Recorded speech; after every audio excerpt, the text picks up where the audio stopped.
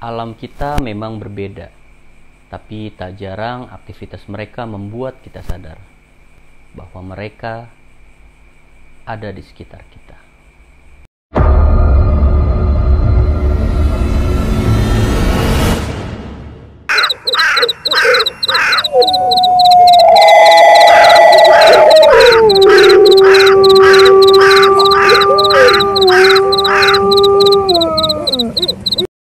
Hai, balik lagi di One Man Project sama gue Primanda Wijaya di Penikmat Cerita Misteri.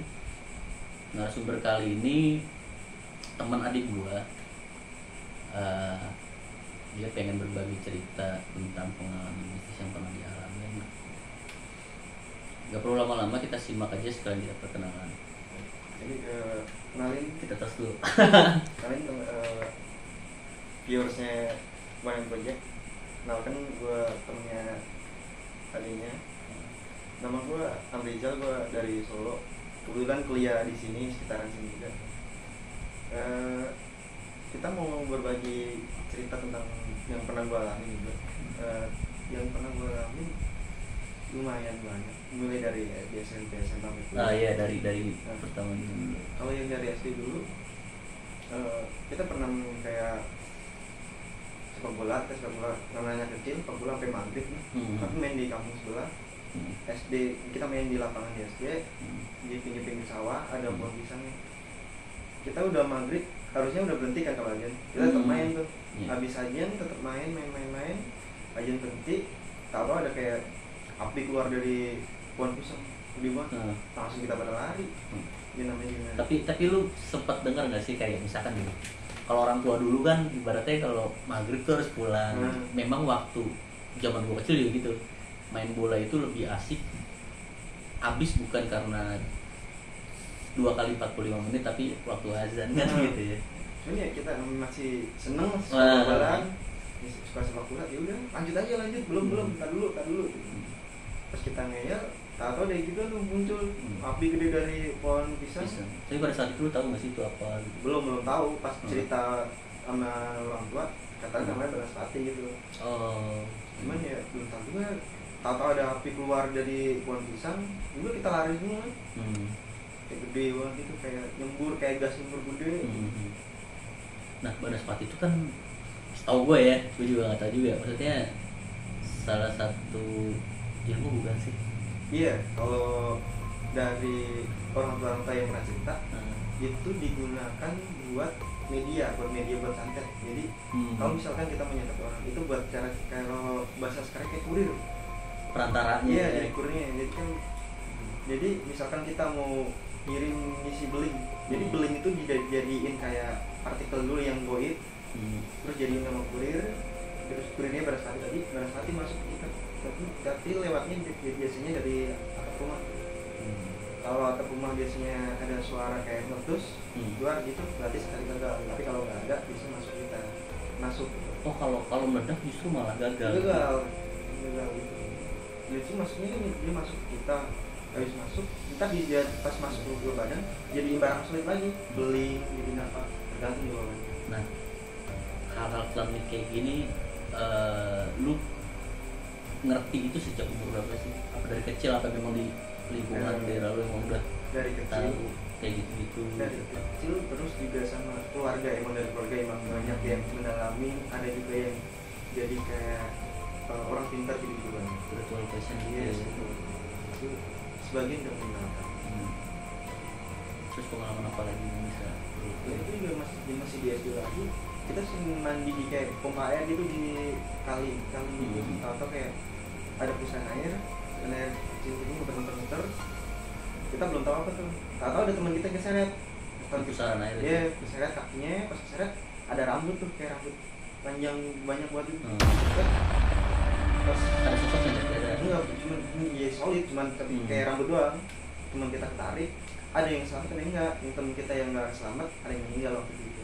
Sempat ada korban berarti. Itu lokasinya di mana? Di kampung. Gitu katanya, kalau orang kampung nyebutnya kayak onggoy. Oh iya, gue sempat dengar juga tuh istilah ini. Jadi gue juga pernah punya temen tinggal di daerah Purbalingga. Di daerah Purbalingga tuh di desa Kalimana. Sama apa namanya, ceritanya juga kayak gitu, dia muncul tiba-tiba kan ya, ibaratnya nggak bisa nggak ada waktunya kapan segala macam. Di pusaran air itu dulu ternyata kita nggak tahu masih kecil, atau teman kita yang keseret 2 orang, yang satu selamat, yang satu kakinya keseret masuk ke dalam. Itu tahu-tahu dicari-cari, habis itu udah ngambang aja. Nah kalau dari lu sendiri nih, percaya nggak sih sama setan? Percaya dong. Percaya. Kan diciptakan ada makhluk goib. Percaya. Tapi kalau untuk diri lu sendiri, misalkan melihat gitu ya, melihat sosok dengan yang realnya itu pernah nggak sih? Pernah sekali waktu SMP. Jadi waktu itu maghrib juga, habis disuruh ke warung, naik motor, ada rumah kosong tuh. Pas berangkat udah perasaan gak enak juga. Awalnya masih bau wangi gitu. Kalau bau wanginya dekat kan berarti kan dia jauh. Ini bau wanginya samar, berarti deket sama kita. Oh enggak cuma suara ya. Karena kan suara, kalau suaranya jauh berarti dia deket. Kalau suaranya deket berarti dia jauh. Bau juga sama ya. Itu baunya wangi. Pas balik kok kayak dibuncingin orang gitu rasanya. Pas lihat ke belakang ini nggak ada, pas lihat spion kayak ada orang begini. Saya udah takut. Pas cerita sama rumah, emang katanya di situ udah banyak juga. Terus emang Pak Ustadz waktu itu pas subuh juga tanya nih, mau kemana Pak? Gitu. Perasaan lo apa tuh ketika lu lihat ngeri juga langsung. Gak saya kabur sampai rumah nabrak pintu. Ini cerita gitu. Emang sering juga sih di situ digangguin orang. Iya. Katanya emang dia iseng gitu di situ. Ibaratnya sosok itu merupakan kayak di daerah-daerah tertentu kan suka ada misalkan orang yang meninggal terus bikin tayangan, dia ada kaitannya sama itu nggak sih? Enggak sih, kalau orang meninggal bikin tayangan sebenarnya bukan orangnya sih biasanya. Bukan orangnya. Bukan, kalau orang meninggal kan biasanya dia dalam kamar gitu. Paling itu jin menyerupai, kalau nggak horornya dia.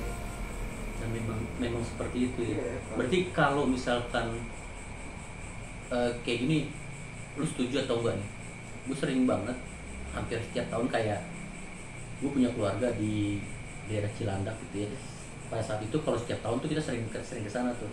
Nah nanti kalau udah kumpul semua keluarganya dari anak, cucu ke segala macam, pasti ada satu orang yang kemasukan terus tiba-tiba minta kopi lah, minta rokok lah, terus dia bilang dia kakek gua katanya. Iya. Gitu. Itu sebenarnya kalau pandangan saya pribadi sebenarnya bukan kakeknya, emang yang menyerupai. Cuma jin aja yang aku ngaku ya. Kalau emang bener kakeknya dia udah ke tidak alam barzah. Itu cuma jin menyerupai. Semakin diturutin semakin banyak yang dia minta gitu. Betul. Kalau minta kopi, minta apa, dia yang diambil bukan kopinya, cuma saripati sama aromanya doang, kan makhluk halus yang diambil. Tapi dia beneran diminum panas-panas gitu. Yang diminum panas kan secara solidnya kan yang minum orangnya, tapi secara saripati sama itu dia yang.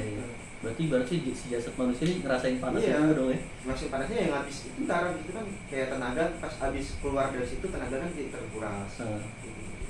Tapi banyak pengalaman juga di bidang itu ya. Kan juga dari keluarga sendiri, lingkup keluarga lingkupnya kayak gitu. Cuman lebih ke hitam sih. Hitam gitu? Iya, jadi.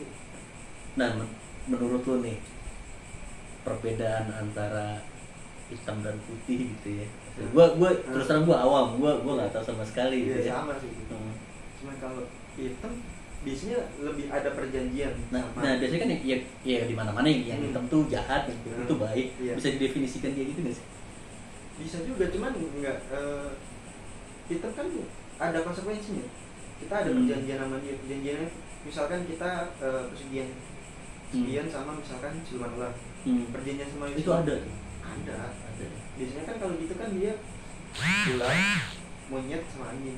Tapi yang biasanya buat kalau pesugihan biasanya ular sama monyet sih. Pesugihan tuh kayak anjing. Iya, biasanya kan diambil dia minta tumbal.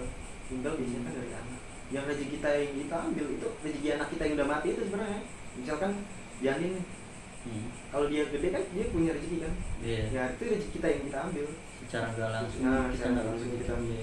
Terus juga perjanjiannya pun nggak berhenti di kita.